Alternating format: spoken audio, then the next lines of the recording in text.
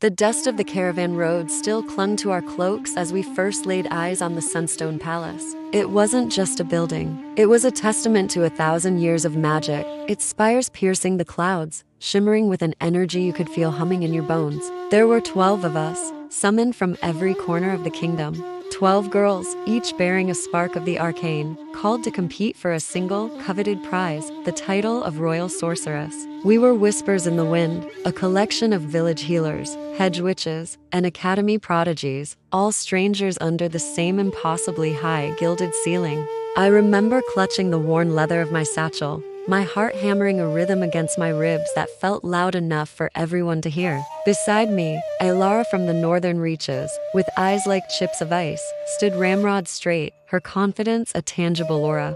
On my other side, Lyra, a girl from the coastal towns with a mischievous glint in her gaze, couldn't stop fidgeting with the tiny seashells woven into her braid. We were all so different, yet united by the summons, a single scroll sealed with the queen's crest that had changed our lives forever. We were led not to a grand hall or a throne room, but to an open-air courtyard paved with obsidian. As the last of us stepped onto the stone, the great gates boomed shut behind us. The air crackled. Runes, ancient and glowing with turquoise light, flared to life beneath our feet, tracing a vast circular arena. The ground trembled, and from the center, a platform of pure white marble rose silently, surrounded by shimmering pillars of energy that pulsed with raw magic. This was it, the proving grounds. The queen's voice, disembodied and resonant, echoed around us, not from any single point, but from the air itself. Welcome, daughters of the arcane. Your first trial awaits. Show us the measure of your power. Tame the other. As she spoke, shimmering orbs of untamed magic, the other materialized within the arena. They drifted like soap bubbles, beautiful but volatile, crackling with sparks of violet and gold. The goal was simple, yet terrifyingly difficult. We had to capture and contain an orb using our own innate magical abilities. It was a raw test of control and strength. Immediately, the courtyard became a dazzling, dangerous dance of power. Elara was first. With a sharp, graceful gesture, she conjured tendrils of frost that snaked through the air, encasing an orb in a delicate cage of ice. It struggled, the violet light flashing angrily, but her frost held firm. A murmur of appreciation went through the royal onlookers watching from the high balconies.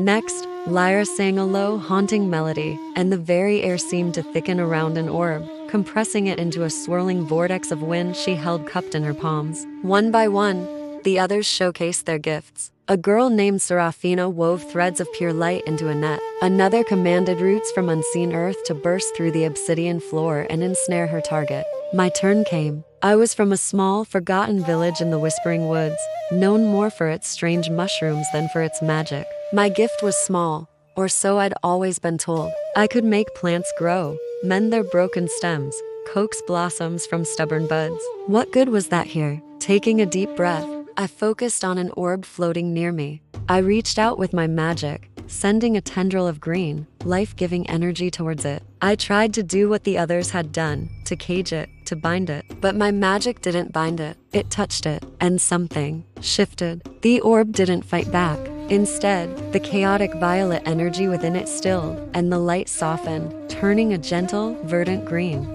It pulsed in time with my own heartbeat. It wasn't contained. It was harmonized. It felt less like a captured prize and more like an extension of myself. I guided it with a thought, and it drifted obediently to my hand, warm and humming with a life that mirrored my own. A collective gasp swept through the arena. Even the queen's voice was silent for a beat too long.